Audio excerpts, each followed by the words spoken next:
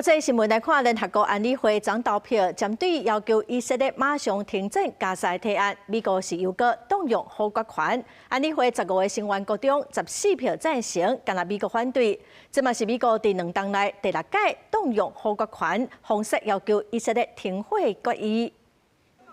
以色列持续扩大对加沙军事行动，当地居民只好一直避难。有居民讲，这是伊第36届逃亡。不过18美国第6届动用好国权，阻止联合国安理会要求以色列对加沙的停火决议，内容包括以色列爱随无条件永久停火，并解除所有人道救援限制。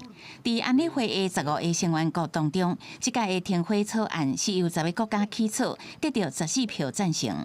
The United States rejects this unacceptable resolution. It is beyond time that Hamas release every single hostage now and surrender immediately.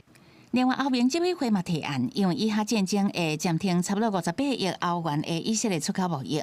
虽然欧盟目前也无伫所有的成员国当中得到有效的支持，不过成员国之一的西班牙是随表态赞成。西班牙除了已经宣布承认巴勒斯坦国以外，也要采取以色列武器禁运的措施。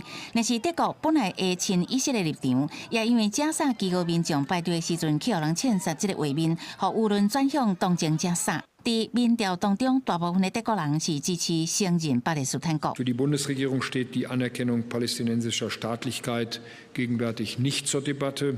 Eine solche Anerkennung sehen wir weiter als einen der letzten Schritte, nicht als einen der ersten hin auf dem Weg zu einer Zwei-Staaten-Lösung. 受到国内压力，梅尔茨对以色列的态度只好转向。伊讲无赞成以色列想要借由战争消灭哈马斯的做法，不过嘛无同意外界讲的以色列的做法都是种族灭绝。若是对欧盟的制裁决议，德国会伫10月的会议中决定。公司新闻新乐培编译。